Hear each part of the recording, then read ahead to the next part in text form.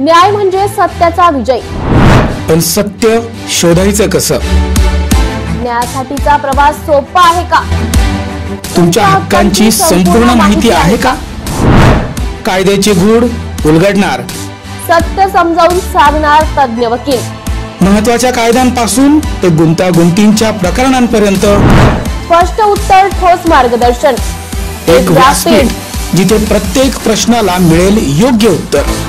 लवकरच येत आहे कायद्याचा नवा कट्टा, फक्त BBS न्यूज नेटवर्क 24 तासवर, जिथे प्रत्येक शब्दाला असतो न्यायाचा आधार.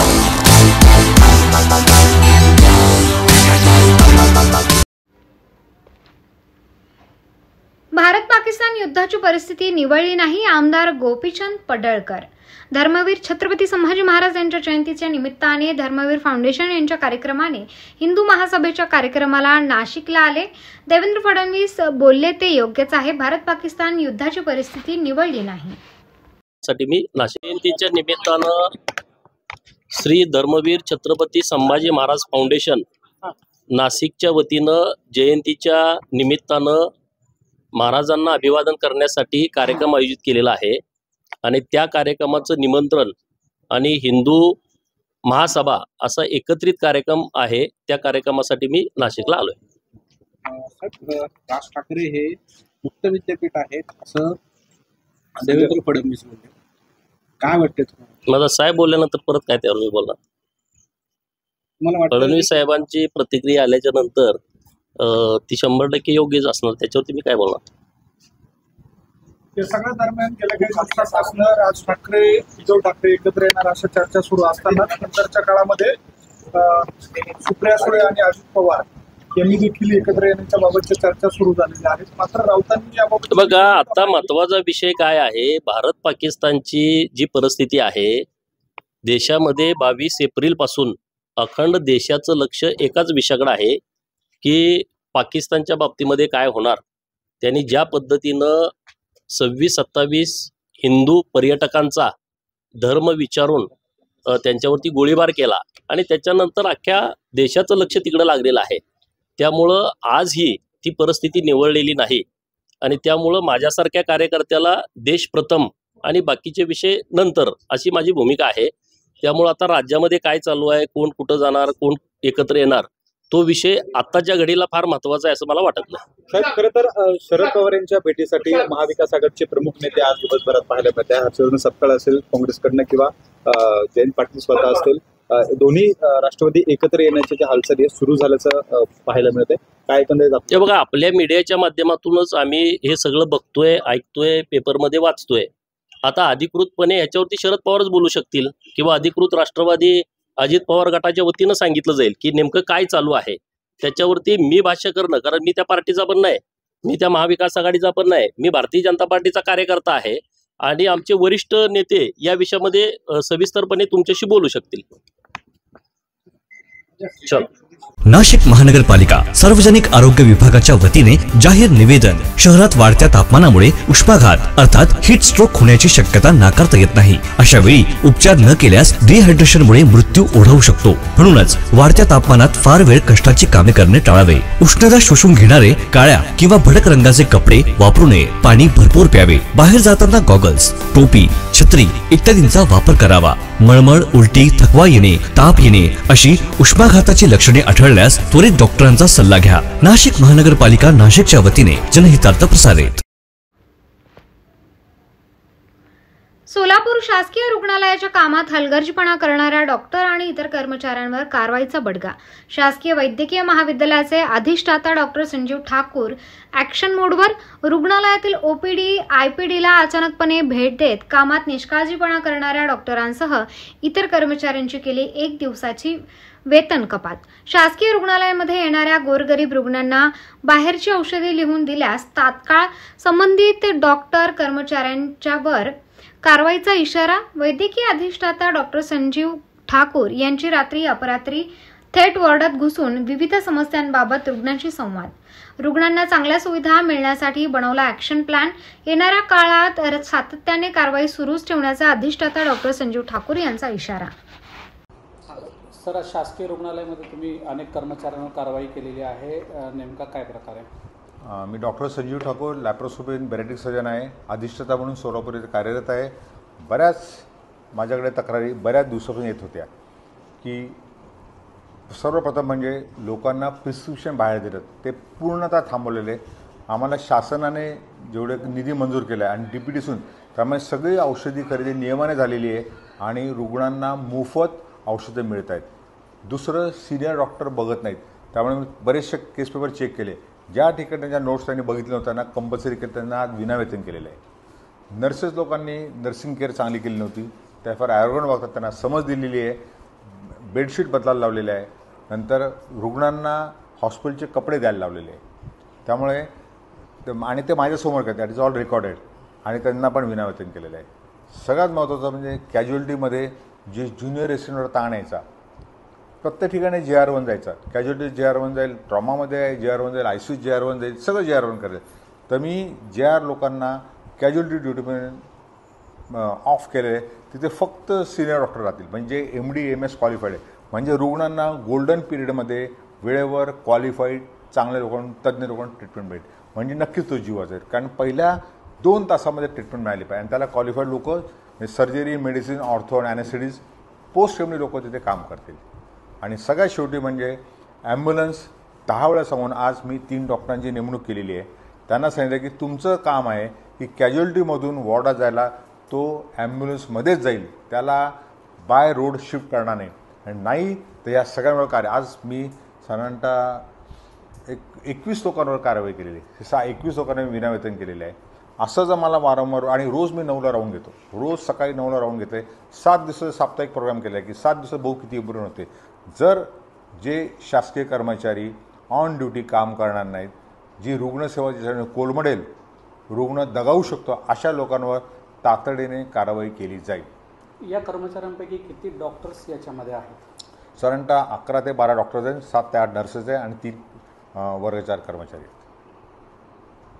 नाशिक महानगरपालिकेच्या सार्वजनिक आरोग्य विभागाच्या वतीने जाहीर आवाहन. गुइलेन बॅरे सिंड्रोम अर्थात GBS ला घाबरू नका, पण दक्षता घ्या. पाणी उकळून प्या. स्वच्छ आणि ताजे अन्न सेवन करा. शिजलेले व न शिजलेले अन्न एकत्रित ठेवू नका. लक्षात ठेवा, अचानक पायात किंवा हातात कमजोरी किंवा लकवा, चालताना त्रास किंवा अशक्तपणा, बऱ्याच दिवसांपासून डायरिया अशी लक्षणे आढळल्यास त्वरित डॉक्टरांचा सल्ला घ्यावा व तात्काळ उपचार सुरू करावा. सार्वजनिक आरोग्य विभाग, मनपा, नाशिक द्वारे जनहितार्थ प्रसारित. 10वीचा अर्थात SSCचा निकाल जाहीर झालेला आहे आणि या निकालामध्ये महाराष्ट्रामध्ये मुलींनी बाजी मारली. मात्र छत्रपती संभाजीनगर शहरातील रामनगर असलेल्या सामान्य कुटुंबातील दीपाली प्रमोद शिंदे या मुलीने सगळ्यांचं लक्ष वेधून घेतलं आहे. तिने 100 पैकी 100 गुण मिळवलेले आहेत आणि 100% यश जे आहे ते दीपालीने मिळवले आहे. अगदी छोट्याशा कुटुंबात, सर्वसाधारण कुटुंबामध्ये दीपालीचा जन्म झाला आणि तिचे वडील मजुरीचे काम करतात, तर आई कंपनीमध्ये काम करते. अशाही परिस्थितीमध्ये स्वतःच्या शिक्षणाकडे सर्वाधिक लक्ष देत दीपालीने हे घवघवीत यश मिळवलं आहे. काय सांगशील, कसा अभ्यास केला तू आणि कशा पद्धतीने हे मार्क मिळवले? नमस्कार सर, मला SSC बोर्डमध्ये आता 100 पैकी 100 गुण मिळाले आणि अभ्यास मन लावून केला खूपच. सकाळी 4 वाजता मी उठायचे आणि जिथे क्लासेस लावले होते श्री गणेशा कोचिंग क्लासेसमध्ये तिथे पाठांतर असायचं आमचं सकाळी आणि त्यानंतर मग श्री शारदा मंदिर कन्या प्रशालेमध्ये शिक्षण घेतलं मी. तर तिथे मला 7ला शाळा असायची आणि मग आले की परत क्लासेसला आणि त्या शिक्षकांनी जे मला मार्गदर्शन केलं त्याचंच आज हे फळ मला मिळालं. परीक्षा काळामध्ये किंवा अभ्यास करताना TV, मोबाईल बघितला का नाही? हो, म्हणजे नुसता एक अभ्यास केला की होत नाही, त्यामुळे थोडंसं मनोरंजन व्हावं त्यासाठी TV पण बघितला आणि वेळच पण अभ्यासाकडे दुर्लक्ष होऊ दिलं नाही. काय वाटलं तुला, एवढे 100 पैकी 100 गुण घेऊ शकतो? म्हणजे गॅरंटी होती 95च्या वर जातील, पण हे अचानकच 100% मिळाले ना, म्हणून खूप असं आश्चर्य वाटलं अतिशय. म्हणून 100 पैकी 100 गुण मिळाले, कसं वाटतं? खूप छान वाटते, आनंद शब्दात मांडता नाही येते. काय नाव? दीपाली प्रमोद शिंदे. नाशिक महानगरपालिका सार्वजनिक आरोग्य विभागाच्या वतीने जाहीर निवेदन. शहरात वाढत्या तापमानामुळे उष्माघात अर्थात हीट स्ट्रोक होण्याची शक्यता नाकारता येत नाही. अशा वेळी उपचार न केल्यास डिहायड्रेशनमुळे मृत्यू ओढवू शकतो. म्हणूनच वाढत्या तापमानात फार वेळ कष्टाची कामे करणे टाळावे. उष्णता शोषून घेणारे काळ्या किंवा भडक रंगाचे कपडे वापरू नये. पाणी भरपूर प्यावे. बाहेर जाताना गॉगल्स, टोपी, छत्री इत्यादींचा वापर करावा. मळमळ, उलटी, थकवा येणे, ताप येणे अशी उष्माघाताची लक्षणे आढळल्यास त्वरित डॉक्टरांचा सल्ला घ्या. नाशिक महानगरपालिका नाशिकच्या वतीने जनहितार्थ प्रसारित. अजूनही मी शिवसेना ठाकरे गटासोबतच तेजस्वी घोसाळकर.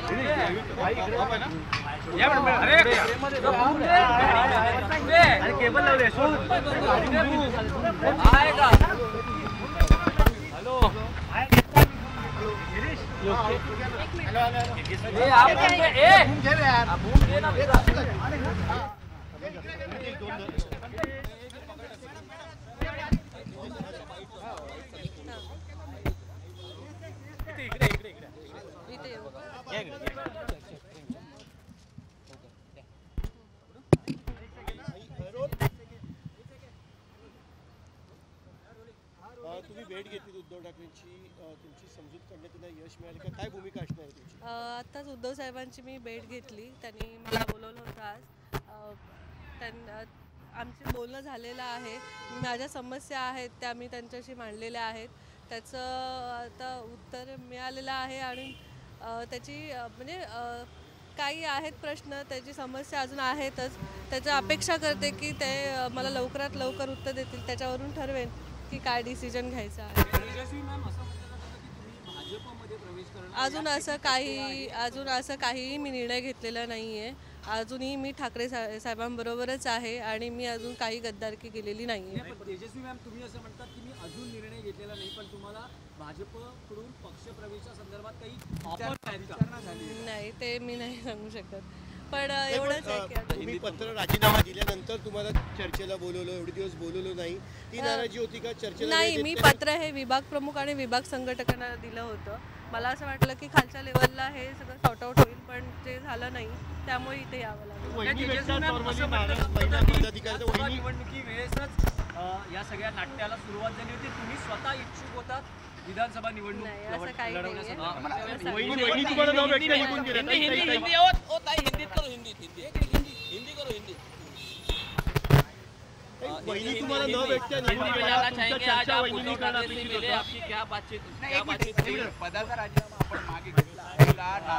मी म्हटलं अजून मी त्याच्यावरती विचार करेन आणि सांगेन. अजून मी जे माझे प्रश्न मांडलेले आहेत त्याच्या उत्तराची वाट बघत मी म्हटलं ना वाट बघते आणि मग नंतर मी स्थानिक स्तरावर तुमची काय नाराजी आहे? ते पत्रात मी सांगितलेलं आहे आणि उद्धव साहेबांशी मी चर्चा केलेली आहे त्याबद्दल. ते मी साहेबांना सांगितलेलं आहे काय आहे ते. मैम क्या कहेंगे आप? अभी उद्धव ठाकरे से मिले, आपको क्या आगे की? मैंने साहब से बात की है और जो नाराज़ी थी वो उनको बताई है. यही अपेक्षा है कि वो न्याय मिले और जो डिसीजन है उसका मैं डिसीजन जल्दी से जल्दी. ऐसा मालूम पड़ रहा है कि दहीसर का जो एक व्हाट्सएप ग्रुप है वहाँ पे आपको कुछ पोक किया गया था, उसके बाद एक पूरा वो मैंने सब उद्धव साहब से बात किया है. अभी नहीं बोलना चाहूँगी. उनका फैसले का मैं इंतजार करूँगी. आज नाराजी दूर झाली आहे का तुमची सगळ्यांची? हाँ, समजेल लवकरच. धन्यवाद. नाशिक महानगरपालिकेच्या सार्वजनिक आरोग्य विभागाच्या वतीने जाहीर आवाहन. गुइलेन बॅरेज सिंड्रोम अर्थात GBS ला घाबरू नका, पण दक्षता घ्या. पाणी उकळून प्या. स्वच्छ आणि ताजे अन्न सेवन करा. शिजलेले व न शिजलेले अन्न एकत्रित ठेवू नका. लक्षात ठेवा, अचानक पायात किंवा हातात कमजोरी किंवा लकवा, चालताना त्रास किंवा अशक्तपणा, बऱ्याच दिवसांपासून डायरिया अशी लक्षणे आढळल्यास त्वरित डॉक्टरांचा सल्ला घ्यावा व तात्काळ उपचार सुरू करावा. सार्वजनिक आरोग्य विभाग मनपा नाशिक द्वारे जनहितार्थ प्रसारित. राष्ट्रवादी काँग्रेस शरद पवार गट आणि राष्ट्रवादी काँग्रेस अजित पवार गट एकत्र येण्याच्या फक्त चर्चा सुरू आहेत, परंतु असं काही नाही. शरद पवार यांनी महाविकास आघाडीसोबत राहण्याचा निर्णय घेतला आहे, त्यामुळे या चर्चा निरर्थक आहेत. आमच्या पक्षातील खासदार कोणी नाराज नाही. आमचा पक्ष वेगळा आणि आमची विचारधारा वेगळी आहे, त्यामुळे आम्ही शरद पवार यांच्यासोबत राहण्याचा निर्णय घेतला आहे, असे महेश तपासे यांनी म्हटलं आहे. मीडिया सर, चर्चा आहे की एनसीपी आणि अजित पवार आणि शरद पवारचे हे मर्जर होणार, त्याच्याबद्दल आपली काय? अशी चर्चा फक्त माध्यमांमध्ये आहे. राष्ट्रवादी शरदचंद्र पक्षाच्या कार्यकर्त्यांमध्ये अशा प्रकारची कुठलीच चर्चा नाही. आम्ही निर्णय घेतलेला आहे शरदचंद्र पवार साहेबांच्या सोबत राहायचा. पवार साहेबांनी निर्णय घेतलेला आहे इंडिया अलायन्सच्या सोबत राहायचा. त्याच्यामुळे ह्या सर्व चर्चा निरर्थक आहे. मीडिया स्पेक्युलेटेड चर्चा आहे. काही वेस्टेड इंटरेस्टनी पेरलेल्या चर्चा आहेत. काही सांसद नाराज आहे त्याच्याबद्दल? आमच्या संसद जे मेंबर आहेत, मेंबर ऑफ पार्लिमेंट, त्यांची तारीफ, त्यांच्या पार्लिमेंटरी परफॉर्मन्सची तारीफ देश पातळीवर होत आहे. त्याच्यामुळे आमच्यातला कुठला सांसद नाराज आहे असं मला वाटत नाही. जर तर राजकारण चालत नाही. आमची पार्टी वेगळी आहे, आमची विचारधारा वेगळी आहे. पवार साहेबांच्या सोबत राहण्याचा निर्णय आम्ही सर्वांनी गेल्या 2.5 वर्षाआधी यशवंतराव चव्हाण सेंटरला घेतलेला आहे. जर तर बात नाही ना, रॉंग क्वेश्चन. जर तर कसं बोलणार? नाशिक महानगरपालिका सार्वजनिक आरोग्य विभागाच्या वतीने जाहीर निवेदन. शहरात वाढत्या तापमानामुळे उष्माघात अर्थात हीट स्ट्रोक होण्याची शक्यता नाकारता येत नाही. अशा वेळी उपचार न केल्यास डिहायड्रेशनमुळे मृत्यू ओढवू शकतो. म्हणूनच वाढत्या तापमानात फार वेळ कष्टाची कामे करणे टाळावे. उष्णता शोषून घेणारे काळ्या किंवा भडक रंगाचे कपडे वापरू नये. पाणी भरपूर प्यावे. बाहेर जाताना गॉगल्स, टोपी, छत्री इत्यादींचा वापर करावा. मळमळ, उलटी, थकवा येणे, ताप येणे अशी उष्माघाताची लक्षणे आढळल्यास त्वरित डॉक्टरांचा सल्ला घ्या. नाशिक महानगरपालिका नाशिकच्या वतीने जनहितार्थ प्रसारित. जालन्यात सामाजिक कार्यकर्ते साद बिन मुबारक यांच्या पाठपुराव्याला मोठं यश मिळालं आहे. शहरातील सर्व स्वच्छता निरीक्षकांना महानगरपालिकेनं नोटीस बजावली. मागच्या काही वर्षात शहरात स्वच्छता होत नसल्याने सर्वत्र घाण पसरली आहे. त्यानंतर याचा साद बिन मुबारक यांनी आढावा घेतला असता शहरात जवळपास 500 पेक्षा जास्त स्वच्छता कर्मचारी आहेत. मात्र यातले बरेच कर्मचारी हे आजारी असून घरी राहून पगार उचलतात, तर काही कर्मचारी हे त्यांच्या जागी इतर दुसऱ्या व्यक्तीला सफाई कामावर पाठवून पगार उचलतात. याबाबत साद बिन मुबारक यांनी महापालिकांना निवेदन दिलं. त्यानंतर महापालिका उपायुक्तांनी सर्व स्वच्छता निरीक्षकांना नोटीस बजावली आहे. त्यामुळे साद बिन मुबारक यांनी महानगरपालिकेचे आभार मानले. मात्र फक्त नोटीस काढून उपयोग नाही, तर सर्व स्वच्छता कर्मचाऱ्यांनी दररोज हजेरी घेतली पाहिजे, असंही साद बिन मुबारक यांनी म्हटलं आहे. स्थापना पे जो आज हमारे महानगर पालिका के उपायुक्त ने एक लेटर निकाले, जो कई सालों की हमारी मेहनत चल रही थी, और मेरी नहीं कई ऐसे समाज सेवक जो मेहनत कर रहे हैं इसमें, कि उन्होंने जो स्वच्छता को लेके जो हमारे जालना का बदहाली हो चुकी है, और ये सिर्फ और सिर्फ जो प्रभारी एएसआई है और कुछ एएसआई है उनकी वजह से ये सब स्वच्छता का बुरा हाल हुआ था. उसका महज कारण एक ही था कि आज जो उपायुक्त महानगर पालिका उपायुक्त ने जो आज पत्र निकाले हैं कि जो स्थापना के रिकॉर्ड पे जो 357 और शोमी वाले के चैनल टोटल 500 के ऊपर हमारे पास सफाई कामगार है.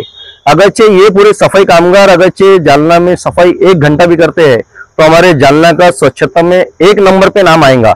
लेकिन ये कुछ प्रभारी एएसआई और जो दूसरे जो एएसआई को चार्ज दिया है परमानेंट, उनकी मेहरबानी की वजह से ये बहुत से लोग जो आज बिस्तर पे है, बीमार है कई महीनों से सालों से, वो भी आज इनकी पगार उठा रहे हैं. और बहुत से जो महानगर पालिका के स्थापना पे जो रिकॉर्ड पे है उनकी जगह पे दूसरे लोग लगा के वो उनके बाहर दूसरे धंधे कारोबार कर रहे हैं. और वो स्वच्छता को नहीं आने की वजह से आज जालना का स्वच्छता का बुरा हाल हो चुका था. और मैंने बार बार निवेदन, एप्लीकेशन, विभागीय आयुक्त से पत्र आए, जिलाधिकारी से पत्र आए, उसके बाद आज ये जो महानगर पालिका के उपायुक्त ने जो एक्शन लिए है, मैं वो एक्शन का आभारी हूँ. लेकिन वो एक्शन खाली इतने हद तक ही होना नहीं चाहिए.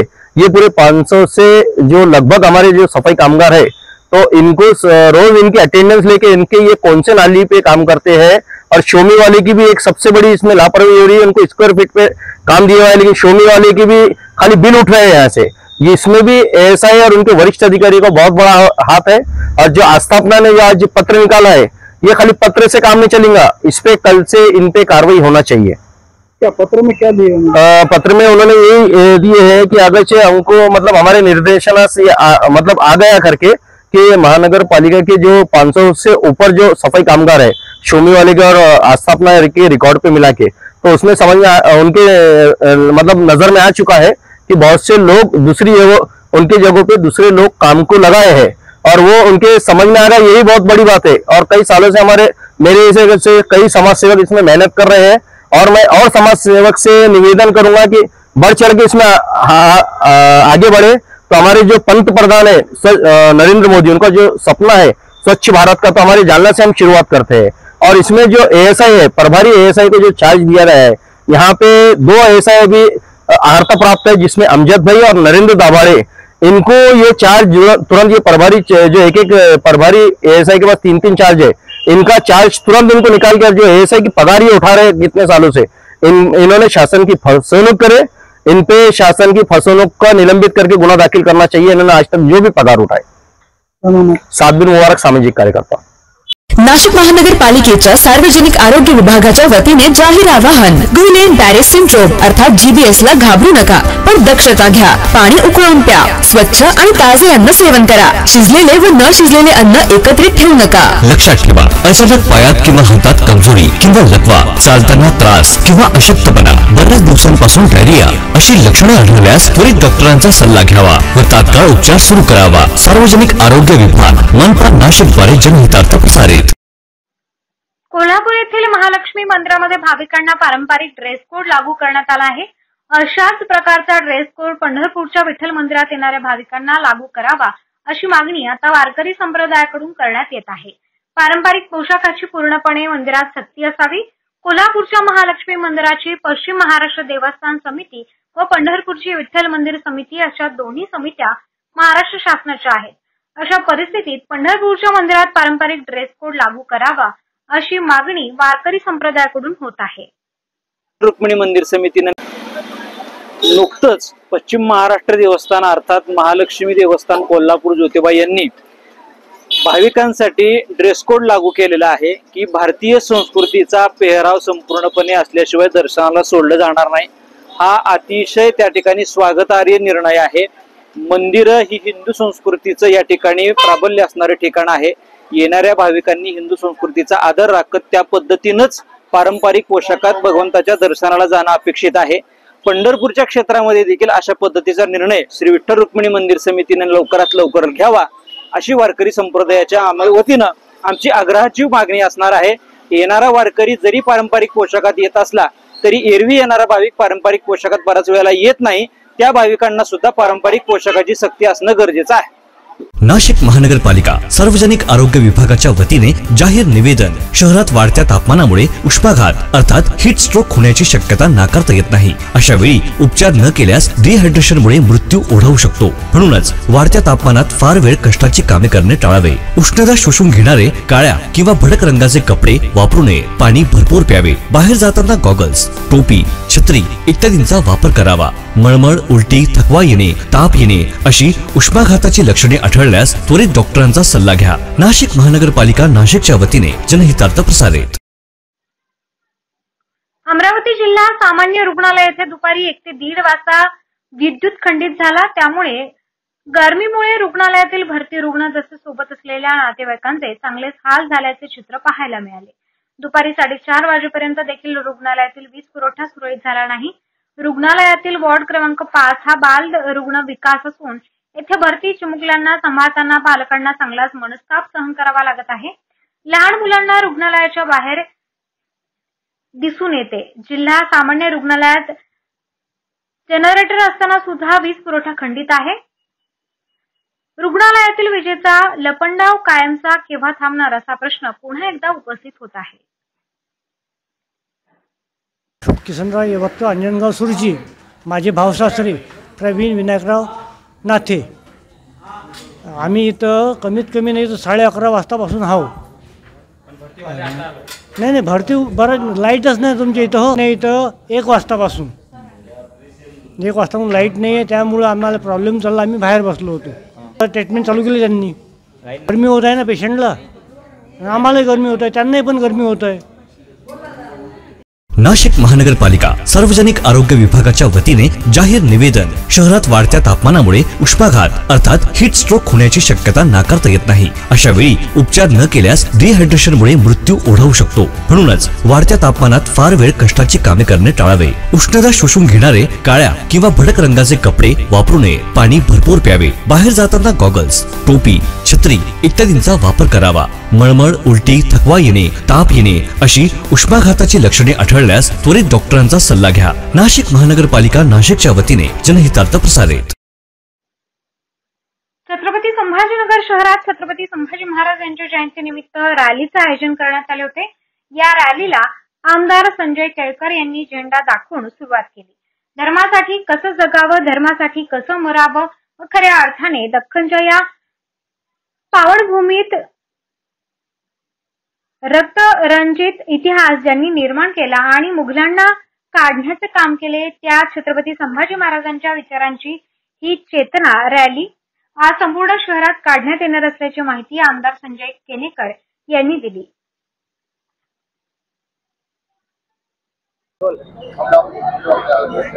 धर्मासाठी कसं मरावं, धर्मासाठी कसं जगावं, खऱ्या अर्थाने या दख्खनच्या पावनभूमीत रक्तरंजित इतिहास ज्यांनी निर्माण केला आणि मुघलाला गाडण्याचं काम केलं, त्या छत्रपती संभाजी महाराजांच्या विचारानं आज ही चेतना रॅली छोटू झुरपे यांच्या माध्यमातून निघते.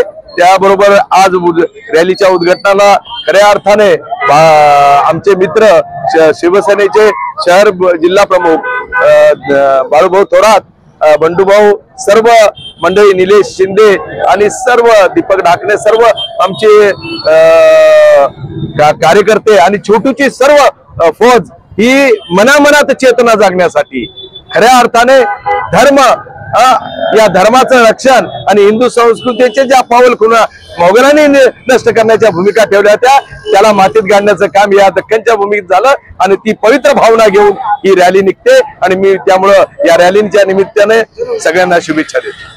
नाशिक महानगरपालिका सार्वजनिक आरोग्य विभागाच्या वतीने जाहीर निवेदन. शहरात वाढत्या तापमानामुळे उष्माघात अर्थात हीट स्ट्रोक होण्याची शक्यता नाकारता येत नाही. अशा वेळी उपचार न केल्यास डिहायड्रेशनमुळे मृत्यू ओढवू शकतो. म्हणूनच वाढत्या तापमानात फार वेळ कष्टाची कामे करणे टाळावे. उष्णता शोषून घेणारे काळ्या किंवा भडक रंगाचे कपडे वापरू नये. पाणी भरपूर प्यावे. बाहेर जाताना गॉगल्स, टोपी, छत्री इत्यादींचा वापर करावा. मळमळ, उलटी, थकवा येणे, ताप येणे अशी उष्माघाताची लक्षणे आढळल्यास त्वरित डॉक्टरांचा सल्ला घ्या. नाशिक महानगरपालिका नाशिकच्या वतीने जनहितार्थ प्रसारित. सध्या राष्ट्रवादी काँग्रेस, अजित पवार गट आणि शरद पवार गट एकत्र येण्याची शक्यता नाही. आनंद परासपे यांचं वक्तव्य. राष्ट्रवादी काँग्रेस, शरद पवार गट आणि राष्ट्रवादी काँग्रेस, अजित पवार गट एकत्र येण्याच्या काही दिवस चर्चा सुरू आहेत.